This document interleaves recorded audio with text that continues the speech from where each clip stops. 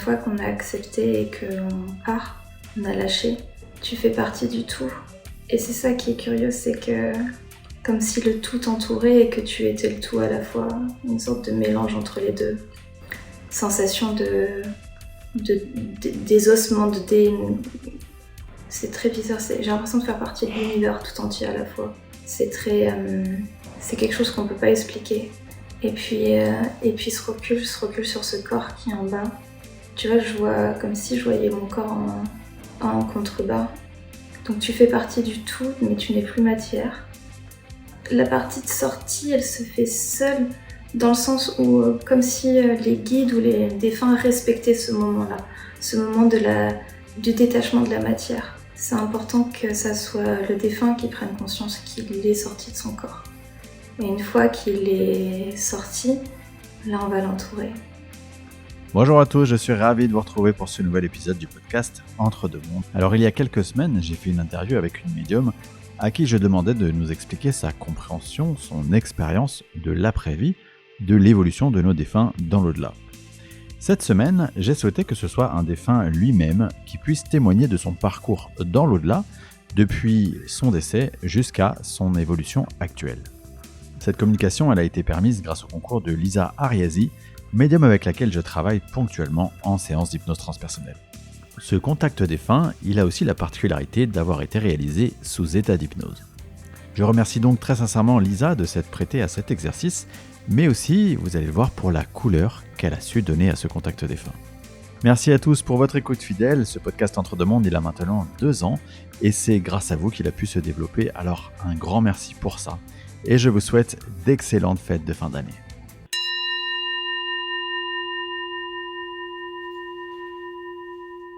L'énergie de ce défunt te rejoint maintenant. Comment est-ce que tu le perçois ? Comment est-ce qu'il se présente à toi ? Il s'approche doucement. Il n'a pas envie de me faire peur, il vient doucement à moi. C'est quelqu'un de taille moyenne, pas très grand, pas petit. Une taille standard pour un homme. J'ai l'impression qu'il a dans les 60 ans, quelque chose dans le genre. 60-70 ans, en tout cas pas plus de 70. Là, il y a une énergie, c'est très... j'ai chaud. Ok, ça m'englobe. Ça m'englobe, c'est là. Tu vois, c'est doux, c'est chaud. J'ai vraiment tout mon corps, mon cœur qui est englobé d'une chaleur. C'est très chaud. Mais c'est pas désagréable. Je sens vraiment que c'est là, quoi, en tout cas. Ok. Demande-lui la raison pour laquelle il te transmet cette énergie, cette chaleur. Pour me rassurer. Pour me dire que c'est de l'énergie positive, c'est pas que j'ai peur en fait. Et pour vérifier physiquement sa présence, et pas que dans ma tête, que ça soit aussi physique.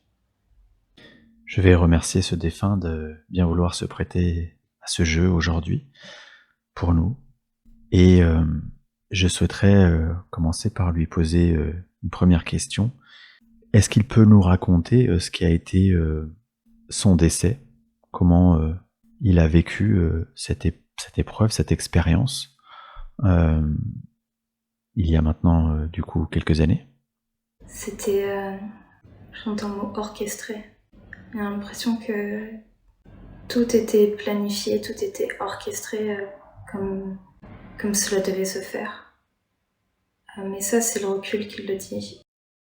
J'ai l'impression que ça a duré longtemps. Que la mort, elle était pas... Ça n'a pas été une mort soudaine, ça a été quelque chose qui a mis du temps. Une maladie, j'imagine. En tout cas, il y a un processus. Tu vois, j'ai 10 ans dans ma tête, comme si pendant 10 ans, c'était une mort qui s'installait, qui l'a apprivoisé avec le temps et qui s'est installé petit à petit, jusqu'à vraiment l'englober et l'envahir totalement. Il y a vraiment ce sentiment d'acceptation et de processus. Vraiment, c'est long. C'est pour ça que j'avais le mot orchestré. C'était quelque chose sur la longueur en tout cas, qu'il a accepté. Est-ce qu'il peut nous dire comment il a vécu le moment de la libération de cette sortie du corps physique, concrètement pour lui? Tu vois, là déjà, il me montrait qu'il était allongé. Donc pour moi, donc l'acceptation, c'était important en fait. C'est comme si on accueillait une vieille amie, quelque chose qui était là depuis longtemps et du coup on accepte. Et une fois qu'on a accepté et qu'on part, on a lâché. Tu fais partie du tout. Et c'est ça qui est curieux, c'est que comme si le tout t'entourait et que tu étais le tout à la fois, une sorte de mélange entre les deux. Sensation de désossement, comme si tu étais particule. C'est très bizarre, j'ai l'impression de faire partie de l'univers tout entier à la fois. C'est très... c'est quelque chose qu'on peut pas expliquer. Et puis ce recul sur ce corps qui est en bas. Tu vois, je vois comme si je voyais mon corps en contrebas. Donc tu fais partie du tout, mais tu n'es plus matière. Et ok, il y a du monde avec moi, avec lui. La partie de sortie, elle se fait seule, dans le sens où, comme si les guides ou les défunts respectaient ce moment-là, ce moment du détachement de la matière. C'est important que ça soit le défunt qui prenne conscience qu'il est sorti de son corps. Et une fois qu'il est sorti, là on va l'entourer. Tu vois, j'ai un peu comme, il me montre comme une naissance. Une naissance, le bébé va sortir et on va quelques secondes plus tard, là il y a toute l'effervescence qui va arriver, mais c'est comme s'il y avait cette suspension, cette seconde de suspension qui a besoin d'être, où l'être a besoin d'être seul. Voilà, c'est ça. C'est une étape de suspension, une note où on a besoin d'être seul, et puis après il y a les autres qui arrivent. Donc quand je dis les autres, c'est les guides, et puis les défunts de la famille. Et là, tu vois, il y a du monde. Il y a du monde qui est là. Et c'est très bizarre parce que c'est pas comme si il les voyait transparents et physiquement à la fois. Encore une fois, ça fait partie du tout. Et il y a du monde tout autour. Il y a beaucoup de monde en tout cas. Il était très entouré. Il est très entouré toujours, pardon. Et là, c'est de la douceur. Est-ce que quand il est décédé, ça a été facile pour lui de comprendre le nouvel état qu'était le sien? Non, c'est en dehors de toute logique, en dehors de tout mental. Il y a besoin de comprendre, il y a besoin un petit peu comme une naissance. C'est vraiment ce parallèle avec la naissance, mais c'est une deuxième naissance en fait. Besoin de découvrir et de comprendre ce qui nous entoure. Et ce qui nous entoure, mais soi aussi, parce qu'en fait on fait partie du tout, donc il y a besoin de quelques mois, quelques semaines, ça dépend des gens, pour sortir de ce brouillard et comprendre cette nouvelle logique, comprendre ce nouvel univers. Et se reconnecter à ce qu'on a déjà connu, mais un peu comme, encore une fois, ça me remet sur la naissance, comme un bébé qui vient au monde, qui a peut-être vécu plusieurs vies, mais il a besoin de se reconnecter au monde qui l'entoure, aux gens qui l'entourent, et même s'il les a rencontrés dans d'autres vies, ben là c'est un nouveau chemin, donc il y a besoin de un petit temps d'adaptation, on va dire, de reconnexion. Mais c'est doux, c'est doux, c'est pas brutal en fait. Il y a vraiment cette notion de laisser le temps. Le temps n'existe pas, mais laisser le cheminement se faire en fonction des personnes. C'est totalement différent en fonction des personnes. Lui, ça lui a pris quelques mois, mais oui, plutôt quelques mois. En temps terrestre. Est-ce que dans ce nouvel état, il a pu rester proche de des personnes qui étaient de sa famille ou de ses amis, ou est-ce que dans ce nouvel état, au contraire, il a un petit peu dû couper avec ce qu'était son incarnation? C'est ça. Il y a eu un moment il y a besoin de couper. Besoin de couper pour encore une fois, s'imprégner de ce qui nous entoure. Il y a besoin de mettre du clair dans ce qui se passe, de la compréhension. Ça ne veut pas dire que, tu vois, il me dit, ça ne veut pas dire que mon esprit n'était pas envers mes enfants ou ceux que j'ai laissés, mais il y avait besoin de temps un petit peu pour éclaircir, ouais, pour mieux comprendre. Après, les liens, il y a pas on peut faire plusieurs choses à la fois, hein. Donc, on peut avoir notre esprit qui est là et avoir une partie de soi qui répond un petit peu aux prières et aux appels des personnes terrestres, tout en travaillant sur soi-même et ce processus. Un peu comme s'il y avait une dichotomie et une élongation des choses, en fait. Mais le focus reste sur, en tout cas les premiers mois, le focus reste sur soi, son âme et cette évolution dans cette après-vie, dans cette nouvelle vie. Est-ce qu'il y a quelque chose en particulier qui pour lui a été compliqué dans cette transition, tu sais, ce travail de dés'imprégnation dont tu parles? Tu vois, j'entends la tristesse là. Ce qui est dur, c'est comme si je le voyais tourner le dos aux personnes qui sont tristes de l'avoir vu partir. C'est ça le plus dur. Il sait, il en est conscient qu'il y a besoin qu'il chemine dans un premier temps seul et avec ses guides et les ancêtres dans ce nouveau espace. Et d'un autre côté, il y a la matière il l'entend les personnes pleurer, les personnes tristes qu'il a laissées derrière lui. Ça, c'est dur de tourner. J'ai vraiment cette image de tourner le dos, même si c'est pas possible physiquement, mais ouais. De devoir se dire, il presque envie de rester avec eux, envie d'être là avec eux, mais dans ces cas-là, il n'y a pas d'évolution et c'est pas ce qu'il voulait et c'est pas ce que ses guides souhaitent pour lui non plus. Il y avait besoin de s'élever, de ne pas rester coincé entre les plans supérieurs et la terre. Ça, c'est dur. Mais c'est pour mieux se retrouver après. Quand il a fait le bilan de son incarnation, est-ce que déjà ça a été quelque chose de facile ou de difficile à faire? Et est-ce que est-ce qu'on nourrit des regrets ou je sais pas, des remords de choses qu'on aurait pu faire différemment ou qu'on aurait pu ne pas faire? C'est pas un exercice facile. C'est se faire face à soi-même, faire face à ce que l'on a fait sur une terre, sur une incarnation. Et c'est comme, tu vois là j'ai l'image, je suis debout il est debout et entre ses mains il y a un écran qui défile avec la vie, comme un film en fait qui défile.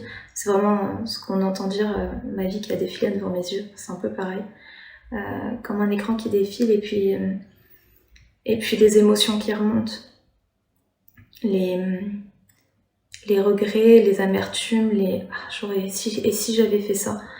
Mais le recul permet non plus de ne pas être trop attaché à ces émotions-là. C'est comme si on constatait ce qui s'était passé, on les regardait et puis on en prenait conscience, on accepte, on accueille. De toute manière, c'est trop tard, on peut plus y revenir, donc il n'y a pas d'amertume ou de négativité à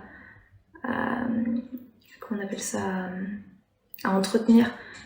C'est juste constater et se dire j'aurais pu peut-être faire mieux, si j'avais eu pleine conscience, peut-être que ça serait passé différemment, mais voilà, c'est un bilan. Mais c'est pas facile, hein, c'est pas un exercice facile à faire. Forcément, il y a des choses qui reviennent, qui remontent. D'accord. Et dans ces cas-là, est-ce qu'il a été accompagné pour faire ce bilan? Si oui, qui l'a accompagné? Oui, il y a ses guides avec lui. Ils sont comme tous autour de ce pupitre où il y a cette vie qui défile, cet écran. Encore une fois, il y a zéro jugement, clairement. Vraiment, je sens que de la bienveillance, que du constat. Un peu comme si on clôturait notre année financière et on constatait que voilà, il y a eu des chiffres qui ont été bons, des chiffres qui l'ont pas été. Voilà, c'est comme ça. Qu'est-ce qu'on fera de mieux l'année prochaine? C'est un peu ça. C'est comment faire pour que peut-être dans la dématérialisation ou dans une future incarnation, comment est-ce qu'on peut améliorer les choses? Il y a vraiment cette notion de presque une prise de note, un peu une voilà, là tu vois, en effet, là on t'a soufflé des choses, tu nous as pas écouté, ou peut-être que si, je sais pas, je dis des bêtises, mais peut-être que si t'avais pris cette décision plutôt que celle-ci, ça aurait été plus fluide ou quelque chose, mais vraiment avec de la bienveillance, il me montre son enfance. Je sais pas pourquoi l'enfance, mais ça revient. Il me montre lui enfant en tout cas. Comme si cette enfance a été très conditionnante sur l'avenir. C'est clairement comme si me redire que l'enfance est vraiment donne la clé sur l'adulte que l'on devient et sur le chemin de vie que l'on va faire. Il y a beaucoup de clés dans l'enfance qui sont importantes. Est-ce qu'il y a quelque chose en particulier, comme une sorte de thématique ou d'axe de travail, qu'il était venu explorer dans cette vie, expérimenter, et qui lui reste à travailler par rapport à cette vie-là? Il y a le mot souffrance, comme si comme le dur labeur un petit peu, la pénibilité à expérimenter. Après, ça me revient sur ces années de maladie où c'est ça aussi, hein, c'est cette souffrance-là qui est venue. Un peu comme un chemin de croix. Je vois vraiment torse nu avec cette croix dans le dos, un peu comme Jésus qui porte sa propre croix. Donc, venir expérimenter la réalité de la matière et la dureté que peut être cette vie terrestre. Alors pourquoi j'ai ça comme info? J'ai le mot dichotomie entre la dissociation entre cette âme qui est sans jugement, bienveillante et sans souffrance, et l'expérience terrestre qui est dure, qui est difficile et qui est pénible en fait. Pour mieux savourer, j'ai le mot savourer, pour mieux savourer ce qui est l'âme en fait, ce qui est la prévie. Est-ce qu'entre l'être défunt qu'il était après ce bilan et l'être qu'il est aujourd'hui, quelques années après cette mort, alors en temps terrestre évidemment, est-ce qu'il y a eu une évolution importante pour lui et comment il pourrait nous en parler? Oui, clairement il y a eu une évolution, hein, ça a évolué. J'ai l'impression que c'est deux personnes différentes. Qui est plus apaisée, beaucoup plus apaisée, en tout cas là comme je le ressens, plutôt que l'image que j'ai de sa vie, qu'il me donne de sa vie en tout cas. Donc si on reprend, on expliquait qu'il y a un temps de dissociation avec la matière, et puis un temps de bilan. Et puis après, sur ce bilan, bien évidemment, il y a de l'apprentissage. Et cet apprentissage, il se fait comme une incubation, comme si on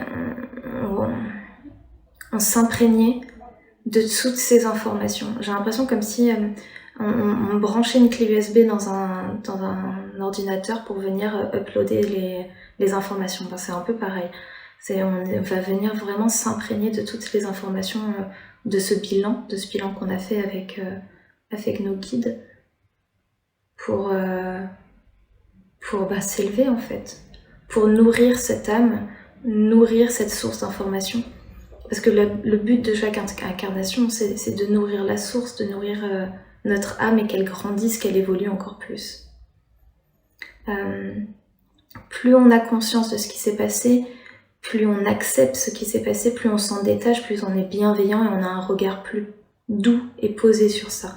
Il y a moins l'émotionnel rentre moins en compte. On va être plus souple avec soi-même en fait. Et c'est ça qui va nous permettre d'évoluer. Si on reste trop ancré sur ses émotions, trop attaché à ses émotions, c'est ça qui nous retient dans la matière et qui nous reste bloqué sur Terre. D'ailleurs, c'est ce qu'on appelle des fantômes, hein, ce que les personnes voient sont souvent imprégnées soit d'une colère, d'une rancœur, etc., qui n'arrivent pas à élever. Et là, pour lui, non, c'est pas se passer comme ça, et il y a vraiment eu une élévation, je le vois. Ça fait 6 ans, hein, Ouais, c'est ça. J'ai l'impression que c'est ça. C'est 6 ans, 6 années d'élévation et de compréhension. Et c'est intéressant parce qu'en fait, le chargement d'informations, il se fait sur la vie qui vient de se passer, mais pas que, en fait. Comme si je vois de l'information qui vient de toutes parts, de plusieurs canaux. Pas que cette vie-là, mais d'autres vies aussi, ou d'autres expériences, en tout cas. D'accord, comme si en s'élevant, en fait, non seulement on se nourrissait de ce qu'on vient juste de quitter, mais aussi de tout un tas d'autres de vies, qui fait une sorte de tout, c'est ça? Oui, tout à fait. Non, mais il me dit oui, il a tout compris. Ok. On dit souvent que les défunts, ils ont des missions dans l'au-delà, des occupations. Est-ce que lui, il peut nous raconter quelles sont ses missions ou quelles ont été ses missions, parce que peut-être qu'il en a eu plusieurs depuis le jour de son décès. Oui, je le vois voyager un peu. Donc, une fois qu'il a accepté la situation dans laquelle il a été, ça a été plus facile de revenir. Donc, d'être présent pour ses enfants, pour les personnes qu'il a laissées sur Terre. Tu vois, je le vois comme s'il voyageait vraiment, revenir sur cette terre de manière totalement dématérialisée, et chuchoter des choses aux oreilles, être présent. Et ça, il prend beaucoup de plaisir à faire ça. Donc venir aider, un petit peu guider les personnes de sa famille. C'est un peu comme le vent, en fait, comme si une brise qui passait et qui venait glisser à l'oreille de ses êtres chers des informations. Mais ça, il y prend beaucoup de plaisir, ça le fait rire. Il aime bien faire ça, en tout cas. Ça, c'est quelque chose qui lui tient à cœur. Et c'est quelque chose qu'il a décidé, c'est pas quelque chose qu'on lui a donné.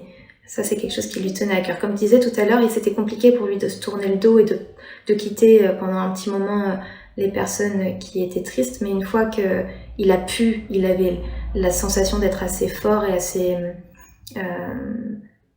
dans la capacité de revenir sur cette terre, il l'a fait tout de suite. C'était important pour lui, en tout cas. Donc un rôle un petit peu d'accompagnateur, je dirais pas guide parce que c'est pas le mot, mais vraiment voilà, d'accompagnateur de défunt accompagnant. Ça dans un premier temps. Et j'ai l'impression qu'il y a eu plusieurs missions, alors attends. Okay. Il y a aussi du partage d'informations.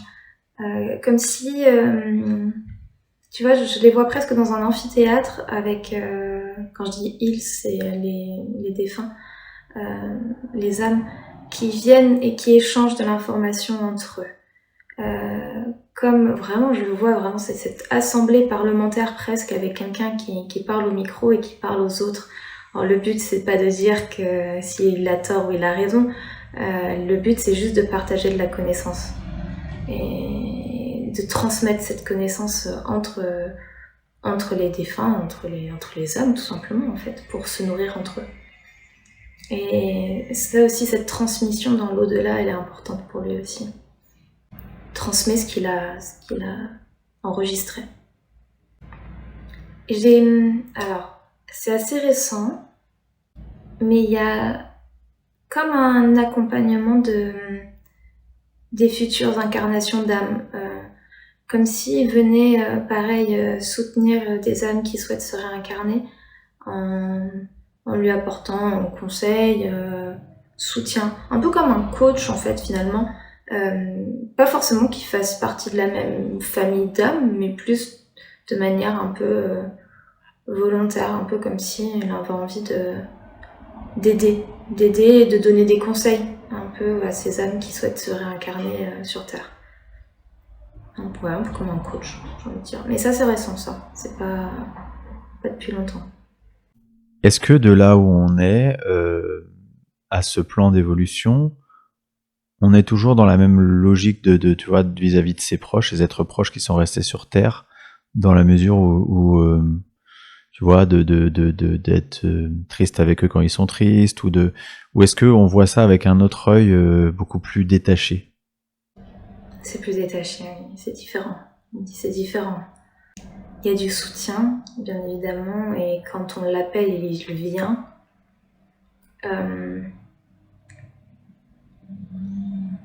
Mais comment expliquer, c'est moins une nécessité pour lui. En tout cas, il le fait parce que c'est une nécessité pour les gens qui restent, et que bien évidemment qu'il reste un ancêtre de cette famille-là. Mais il va pas forcément le chercher lui, en fait. Comme si il avait d'autres choses à faire, du coup. C'est pas, comme je disais, il a pas le rôle de guide. C'est pas un ancêtre qui va devenir guide. C'est pas son rôle à lui, en tout cas. Il y en a qui ont ce rôle-là, qui sont ancêtres et qui vont devenir guides pour une partie de la famille ou pour une personne en particulier, mais c'est pas son rôle à lui. Quel est le degré d'information qu'il peut avoir sur le futur de ses proches encore incarnés? Il dit « je sais tout ». C'est très drôle. Il y a... Bien évidemment, ils sont omniscients, donc ils connaissent tout de ce qui va se passer, de ce qui s'est passé, de ce qui se passera, parce qu'il y a cette connaissance absolue. Ce côté très omniscient. Après, il a aussi conscience de son rôle et il reste dans son rôle. Il est là comme un soutien, comme un guide éventuel face à certaines difficultés. Il est là pour répondre quand on l'appelle, mais il n'est pas, et en aucun cas c'est son rôle à lui de dicter le futur ou d'orienter. À part si vraiment la personne va se désorienter du chemin, et là voilà, avec les guides de la personne, il peut donner un coup de main pour venir souffler des informations et remettre cette personne-là dans le droit chemin, mais il n'y a pas de... C'est pas lui qui le dictera en tout cas. Mais oui, il y a une conscience du futur. Et c'est intéressant parce que quel qu'il soit, dans le sens où... comme s'il avait accès aussi à toutes les possibilités de futur. C'est très vertigineux, mais pour eux, il n'y a pas de problème en fait. C'est pas il n'y a plus le mental qui va venir se dire waouh, c'est hyper intense, trop d'options. Non, là, c'est en fait non, je sais tout en fait. C'est normal. C'est presque naturel en fait. Est-ce qu'il sait lui-même de quoi va être faite sa prochaine incarnation? Il n'a pas encore décidé. Il me dit. Il se laisse le temps. Il n'a pas envie de repartir tout de suite. En fait, c'est pas envie, mais c'est pas encore le moment. En fait, il y a besoin de temps. Je pense qu'il l'attend. Il veut être là quand les gens de sa famille. Oui, c'est ça. Il veut être là pour accueillir les personnes de sa famille.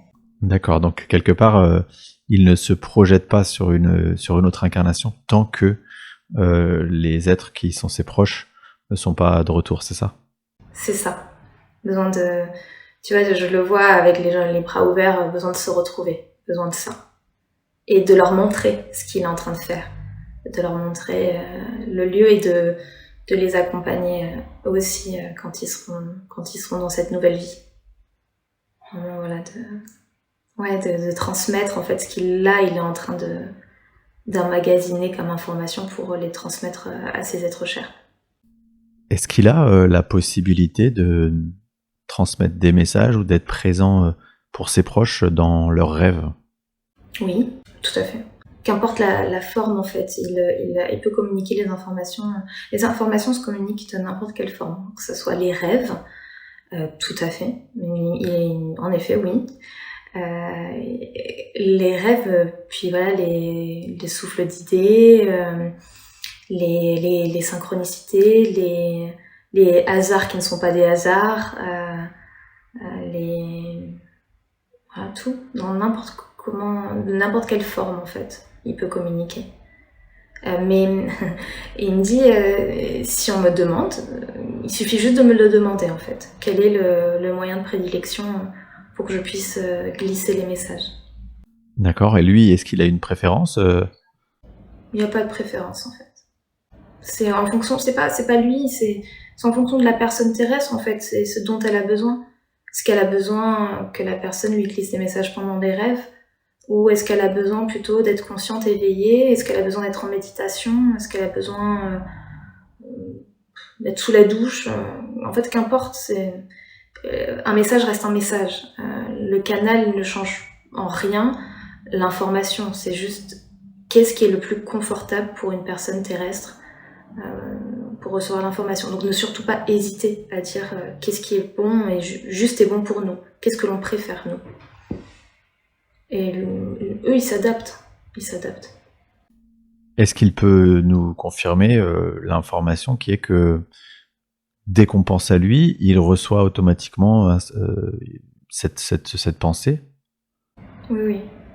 C'est, encore une fois, on peut faire plusieurs choses à la fois. Donc oui. Et ça peut être plusieurs personnes qui pensent à lui en même temps. Il va savoir chaque personne qui pense à lui, il saura lesquelles elles sont. Oui, c'est ça. Ouais. Parce que c'est complètement omniscient en fait. Il le reçoit en télépathie. Sur le plan de conscience sur lequel il est, comment il se sent en fait, comment est son quotidien? Bien, je le sens bien, tu vois. Vraiment, sans qu'il a trouvé sa place, qu'il est bien et il a une place. Alors, le quotidien, c'est pas un mot juste dans le sens où il n'y a pas de rythme calculé de manière hebdomadaire ou de manière quotidienne, mais c'est plus, encore une fois, tout à la fois.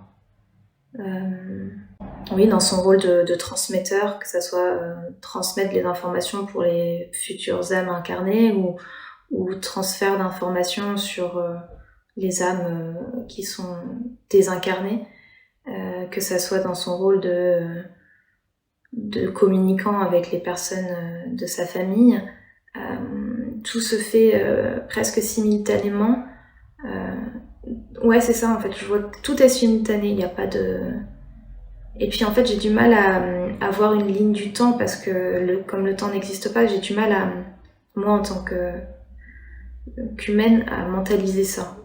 J'ai l'impression que, pour moi, ça fait un peu fouillis parce que j'ai l'impression que tout est on fait tout à la fois. Mais c'est un peu ça, tout est fait à la fois. C'est simultané.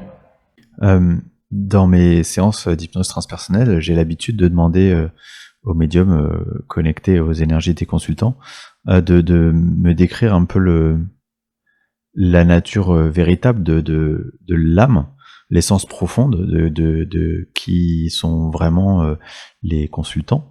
Et j'aimerais que tu puisses, en l'occurrence, lui demander de nous décrire qui il est vraiment, c'est-à-dire qu'une fois qu'il a enlevé les habits de sa personnalité incarnée, de sa dernière personnalité incarnée, qui il est lui véritablement en tant qu'âme. Tu vois, c'est assez limpide parce que c'est ce qu'il me dit depuis le début. Pour moi, c'est une âme qui est... j'ai vraiment le mot communicant. C'est un communicant. C'est... tu vois, cette âme qui va chercher les informations. Un peu à ces âmes qui vont pêcher les informations. J'ai le mot pêcher, piocher. En fait, c'est un peu... tout autour de la récolte et de la prise d'information. Et d'ailleurs, je pense que c'est pour ça que son rôle, du coup, actuellement, qui est désincarné, il est dans la communication, dans un peu le soutien, le coaching, etc. Voilà, c'est ça. Il est là pour chercher les informations et les ramener là-haut, à l'au-delà. D'où l'importance d'avoir eu des vies qui ont été avec des thématiques que ça peut être la souffrance, la pénibilité, la maladie. C'est vraiment pour venir expérimenter cela et rapporter l'information une fois qu'on est désincarné. Et il a à transmettre, en fait, il y a un côté aussi transmetteur, donc communicant, transmetteur, rapport d'information, etc. C'est une âme qui est très méticuleuse. Je la vois très structurée, un petit peu, presque... c'est presque à l'encontre de ce que... de tout ce... de ce grand tout, en fait, que je vois. C'est très méticuleux, il faut que je ramène de l'information, donc cette vie-là va me permettre de ramener telle et telle information. Ok, d'accord, maintenant la prochaine ça va être ça, etc. Et comment le transmettre aussi, c'est méticuleusement orchestré, et d'où le fait quand sa famille sera avec lui, presque il sait déjà comment il va les accueillir, comment il va leur indiquer, quel chemin il va leur montrer, etc. C'est méticuleusement fait. C'est très intéressant d'ailleurs. C'est un peu une mine d'informations. Voilà, un peu une bibliothèque. Son âme, c'est comme si c'était le serveur qui enregistre les informations, les données. Est-ce que, plus largement, de là où il est, il a un avis sur le monde dans lequel on vit actuellement? Et si oui, est-ce qu'il peut nous le partager? Bien sûr. Oui, il a forcément son propre avis. Et c'est un avis qui est très neutre, je trouve, qui est très observateur, qui est presque comme on observe un champ de bataille et on se dit ok, alors là stratégiquement c'est hyper intéressant parce que sur cette bataille ça va nous permettre d'apprendre ça. C'est un peu ça, c'est un peu voir le monde, comment il est fait avec ce que nous humains on appelle les bonnes choses et les mauvaises choses, et puis lui ce qu'il voit c'est l'évolution et l'apprentissage de tout ça. Donc il n'y a pas de pessimisme ou d'aigreur face à ce monde actuel, mais plus de du contemplement d'information, de ok, qu'est-ce que je peux apprendre de tout ce qui est en train de se passer. Le monde évolue, c'est un secret pour personne. La Terre évolue, la Terre monte en énergie et c'est hyper excitant. Tu vois, je sens l'excitation, un peu comme si il regardait ça avec envie de voir ce qui va se passer, voir comment les humains vont évoluer dans ce monde-là. Même si, encore une fois, il sait ce que sera le futur, il y a quand même cette excitation, cet accompagnement avec nous. Il est conscient qu'il y a des choses qui nous fait mal, que l'humanité peut paraître sombre et égoïste, égocentrique et individualiste, mais il n'y a pas que ça en fait. Il n'y a pas que ça, il y a un peu comme si fallait prendre de la hauteur ou soulever un rocher et regarder ce qu'il y a en dessous. Il y a tellement plus, c'est tellement source et riche d'enseignements que c'en est formidable. C'est très, très optimiste quand même, je trouve. C'est assez... même ça reste neutre, mais c'est plutôt optimiste. C'est plutôt... Il n'y a pas d'inquiétude à avoir, en fait. Ouais, juste aller avec le cours de l'eau, tu vois, c'est se laisser glisser, se laisser emporter par ce courant. Tout a du sens. Voilà, c'est ça. Tout a un sens. Tout est fait pour quelque chose. Rien n'est laissé au hasard. Est-ce que justement, il a un conseil à adresser à toutes les personnes qui écoutent ce podcast? Tu vois, je le vois, il me montre comme si, au lieu de vouloir serrer notre main sur quelque chose qui nous paraît important, apprendre juste à lâcher. Parce qu'en fait, c'est pas que rien n'est important, bien évidemment qu'il y a des choses qui sont importantes, mais que des fois, en fait, on est trop bloqué ou trop focalisé sur une chose qui, en fait, si on la laisse partir, si on la laisse s'en aller, ça va nous créer de l'espace, ça va créer du soulagement. C'est clairement du lâcher-prise. Hein. Il y a un côté lâcher-prise. Et cette continuité, elle est avec le flot de l'eau, elle est avec la fluidité de l'eau, avec le courant, on va dire. Donc, juste au lieu d'avoir la tête basse et le regard fixe sur un seul point, juste voilà, prendre de la hauteur et regarder, parce que lui, c'est ce qu'il fait en fait. Il est dans un monde qui n'est pas matériel, donc il arrive à prendre de la hauteur sur les choses et se dire que globalement, ça va. Il y a des belles choses qui se passent, en fait. Donc apprendre à se lâcher prise. Je sais pas si c'est bien expliqué. Mais... Si, on l'a bien compris. J'en ai donc terminé maintenant avec les questions. Je vais simplement remercier ce défunt d'avoir bien voulu se prêter à ce jeu et d'avoir témoigné pour nous aujourd'hui de ce qu'a été son évolution depuis son départ. On le laisse donc avec beaucoup d'amour reprendre l'espace qui est le sien dans la dimension qui est la sienne. Merci à lui. Lisa, merci beaucoup d'avoir toi aussi eu de t'être prêté à ce jeu que je t'avais sollicité pour faire ce contact défunt. Comment tu t'es senti dans ce contact ? Très bien. Il y avait beaucoup de chaleur, comme si la moitié de mon corps était imprégnée de l'être avec qui on discutait en fait. C'était un peu presque moitié moi, moitié lui en fait.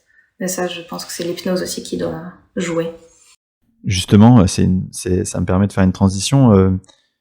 Toi qui fais des contacts défunts de manière régulière, qu'est-ce que le fait d'être sous hypnose apporte en plus à cet état de médiumnité ? Il y avait plus de la clairsensibilité, en fait, comme si vraiment il me faisait voyager avec lui, comme si j'étais vraiment dans un autre espace avec lui, alors que quand je fais des sessions connexion défunt classique, c'est plus de la clairvoyance et de la claire audience, on va dire, des informations qui me viennent, où je suis physiquement présent et j'ai conscience de mon corps. Là, j'avais vraiment plus conscience de mon corps, c'était vraiment très léger, très fluide, et avec des informations qui sont compliquées à expliquer avec le langage humain, parce qu'on les ressent, mais c'est difficile de les transmettre vocalement parlant. D'accord, donc c'est plus que en fait simplement amplifier tes perceptions par rapport à ton état habituel, c'est presque plus d'être projeté dans sa réalité, qui est quelque chose de différent dans l'expérience, quoi, c'est ça ? Exactement, ouais, exactement. Comme si c'était comme presque une sortie de corps, quoi. Pas totalement, mais on s'en rapproche en tout cas. Ok, écoute, merci encore à toi et merci à tous les auditeurs pour votre écoute fidèle.